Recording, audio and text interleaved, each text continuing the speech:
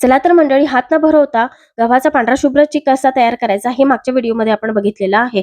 आता इथे आपला चीक छान पांढरा शुभ्र तयार झालेला आहे. चीक एका पातेल्याने मोजून घ्यायचं. त्याच पातेल्याने मोजून आपल्याला तेवढंच पाणी घ्यायचं आहे जेवढं चीक आहे. हे पाणी आपल्याला जाडबुडाच्या कढईत किंवा पातेल्यामध्ये टाकायचं. थोडं गरम करायचं, त्यामध्ये चवीपुरतं मीठ टाकायचं आणि एका हाताने चीक आपल्याला टाकायचं आहे, दुसऱ्या हाताने चीक आपल्याला फिरवत जायचं आहे.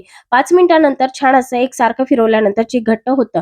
चीक आपल्याला 2-2 मिनिटं झाकण झाकत 30 मिनिटं शिजवत जायचं आहे. इथे जास्त वेळ उभं राहत आपल्याला सतत फिरवत बसायची गरज नाही. त्यानंतर 35 मिनिटांनंतर एका वाटीमध्ये पाणी घ्यायचं, त्यामध्ये चीक टाकून बघायचं. चीक तरंगला तर समजायचं आपला चीक छान 35 मिनिटात छान शिजला गेलेला आहे. 2 प्रकारच्या इथे बारीक आणि जाड इथे प्लेट वापरून मी 2 प्रकारच्या कुरड्या केलेल्या आहेत.